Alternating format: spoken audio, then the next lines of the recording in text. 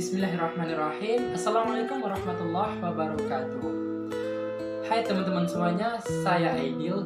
Nah, pada kesempatan kali ini, seperti video sebelumnya, saya ingin memberikan sharing ilmu kepada teman semuanya.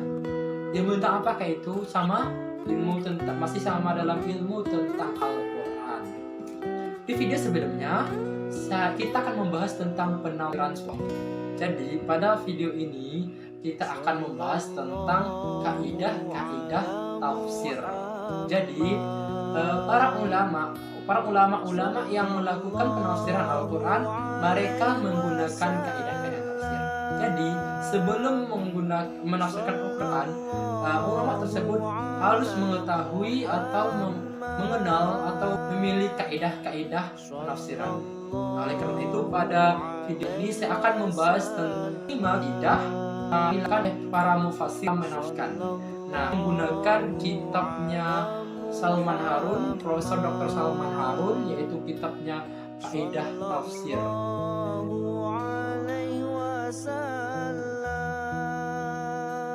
Nah, kaidah yang pertama yaitu yang bunyi at-tafsiru imma binaqalin thabitin aw ra'yin sa'ibin wa ma siwahuma fabatilun. Yang artinya tafsir itu dengan penukilan yang pasti atau dengan pemikiran yang benar, selain itu salah. Jadi kaidah yang pertama itu melakukan penafsiran, maksudnya yaitu melakukan penafsiran. Apabila kita melakukan penafsiran tersebut, kita harus menggunakan pengambilan makna dengan makna yang benar, makna yang pasti, atau mengambil dari pemikiran yang benar. Selain itu, apabila menggunakan pemikiran salah atau pemaknaan yang salah, maka itu bukan disebut dengan penafsiran. Oke. Selanjutnya yaitu kaidah yang kedua, yaitu bila tafsir dari Nabi SAW jelas ada, pendapat apapun itu tidak diperlukan. Juga ada yang menggunakan kaidah ini yang mirip dengan kaidah ini, yaitu bayanu syari'i li alfazihi wa tafsiruhu laha muqaddamun ala ayyi bayani.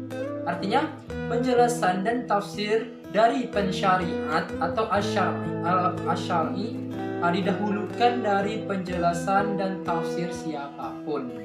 Jadi maksudnya kaidah ini adalah apabila penafsiran Rasulullah SAW ada tentang suatu penafsiran tersebut, maka itu didahulukan pemakaiannya dan dibandingkan dari penafsiran orang setelahnya. Kenapa? Rasulullah SAW adalah penjelas atau memberi kabar gembira kepada kita.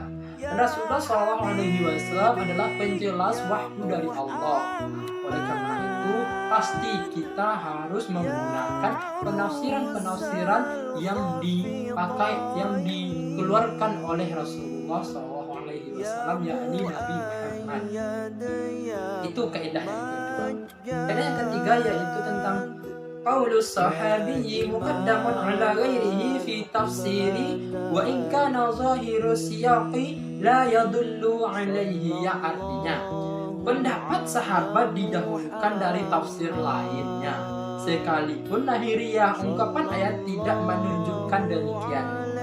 Jadi pendapat sahabat tentang suatu yang ditafsirkan itu lebih didahulukan dibandingkan penafsiran siapapun itu orang yang sudah sahabat ini. Misalkan tentang Quran surah Al-Ahqaf ayat 10 yang berbunyi a'udzubillahi minasyaitonirrajim bismillahirrahmanirrahim wa syahida syahidun min bani Israila ala mislihi fa'amana. Yang artinya, sedangkan seorang saksi dari Bani Israel bersaksi yang serupa dengannya, lalu dia beriman. Nah, pada ayat ini ada seorang yang menafsirkan, yaitu Masruq. Dia bernama Masruq, menafsirkan bahwa yang dimaksud dari saksi tersebut adalah dalam ayat ini adalah Nabi Musa. Nah, sedangkan yang dimaksud dengan yang serupa dengannya itu adalah Taurat, karena Masruq menganggap Taurat serupa dengan Al-Quran. Sedangkan ada yang pendapat lain yang menafsirkan bahwa yang menyatakan bahwa saksi itu adalah Abdullah ibnu Salam. Yang serupa dengannya itu adalah yang serupa dengan Taurat, yaitu Al-Quran. Kebalikan dari tadi. Kalau Masruk tadi menganggap bahwa saksi itu adalah Musa, sedangkan yang serupa dengannya itu adalah Taurat. Yang kedua, pendapat yang kedua ini yaitu saksi itu adalah Abdullah ibnu Salam, dan yang serupa dengannya itu adalah yang dimaksud adalah Al-Quran gitu. Nah, sedangkan ada sahabat berpendapat, seseorang sahabat Rasulullah SAW berpendapat tentang penafsiran surah ini, yaitu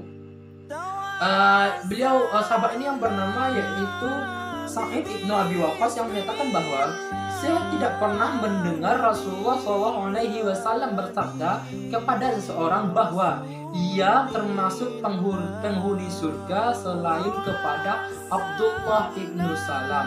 Lalu ia membaca Quran surah Al-Ahqaf ayat 10 tadi. Nah, jadi yang benarnya tadi, yaitu yang benar atau yang bisa diambil penafsirannya, yaitu penafsiran yang kedua, yaitu penafsiran tentang saksi yang dimaksud itu adalah Abdullah ibnu Salam, dan yang serupa itu adalah Al-Quran. Karena apa? Sa'ad ibnu Abi Waqqas itu adalah sahabat Rasulullah SAW. Sedangkan Masruk tadi yang menafsirkan yang pertama tadi adalah tabi'in. Jadi kita mendahulukan terlebih dahulu pengetahuan atau informasi dari para sahabat dibandingkan orang setelah sahabat ini. Seperti tadi dibandingkan Masruk atau tabi'in tadi. Selanjutnya yaitu kaidah yang keempat, yaitu tuhmalu nususul kitabi ala mahudil ummiyina fi khitabi. Yang artinya ayat-ayat Al-Quran diperlukan sesuai kapasitas berbahasa kaum ummi. Maksudnya yaitu ayat-ayat Al-Quran hanya dapat dipahami sesuai pemahaman kaum ummi dalam berbahasa. Kaum ummi dalam berbahasa sederhana, jelas dan tidak berbelit-belit. Memahami ayat tidak boleh menyimpang dari makna kebahasaannya yang dipahami kaum ummi itu. Kaidah itu sudah jelas bahwa apabila melakukan penafsiran tersebut harus sesuai kapasitas kebahasaan para kaum ummi. Misalkan dalam contoh surat Al-Maidah ayat 64 tentang permasalahan tentang permasalahan tangan Allah. Ayat ini yang berbunyi Bismillahirrahmanirrahim, bal yadahu mabsutatan yunfiqu kaifa yasha, yang artinya tidak demikian, tetapi kedua tangannya terbuka. Ia menafkahkan bagaimana ia kehendaki. Nah, kata di sini ada yang menafsirkan dari kata ya di sini, yadahu di sini ada yang menafsirkan tangan itu adalah nikmat, ditafsirkan sebagai nikmat. Padahal di sini bisa disebut penafsir tersebut salah. Nanti dianggap bahwa Allah mempunyai tangan gitu. Al-Ash'ari dalam buku Al-Ibanah menyatakan bahwa tidak ditemukan dalam bahasa Arab atau tradisi mereka kalimat misal amiltu kadza biyadaya, saya mengerjakan itu dengan kedua tangan saya. Jadi kedua tangan itu bermakna nikmat. Atau kalimat fa'altu biyadaya, saya melakukan dengan kedua tangan saya. Tangan tadi juga dimakna dengan nikmat. Atau di alaihi yadaya, saya ada tangan atas saya. Jadi di sini juga diartikan tangan tersebut adalah nikmat. Dari segi kebahasaan, tangan itu memang bisa diartikan kepada nikmat. Tetapi dalam penggunaan bahasa Arab, makna itu tidak terpakai. Jadi makna yadaya ini tidak dijelaskan oleh pengarang dalam ini apa makna dari tangan Allah tersebut. Namun para mufasir menjelaskan ada yang memaknai tangan tersebut, yang pertama yaitu ada yang memaknai tidak bermakna. atau tangan Allah tersebut tidak bisa dimaknakan, atau hanya Allah lah yang mengetahui tangan tersebut, makna tangan tersebut. Yang kedua itu Allah memang punya tangan, dan menyatakan Allah memang punya tangan, tetapi tangan di sini tidak seperti tangannya para makhluknya. Yang ketiga yaitu ada yang mengatakan bahwa maknanya secara metamorfosis, seperti tangan tersebut dimaknai dengan kekuasaan, kekuatan, kerajaan. Dan memang ada yang mengatakan yada di sini atau yadahu di sini adalah tangan. Jadi nikmat. Selanjutnya itu kaidah yang kelima. Kaidah yang kelima yaitu kullu ma'nan mustanbatun minal qur'ani ghairu jarin 'ala lisanil arabiyyi falaysa min 'ulumil qur'an. Yang artinya maksudnya itu setiap makna yang dipahami dari Al-Qur'an yang tidak sesuai dengan bahasa Arab tidak dipandang ilmu Al-Qur'an sedikit pun. Maksudnya yaitu Al-Qur'an perlu dipahami berdasarkan maknanya dalam bahasa Arab.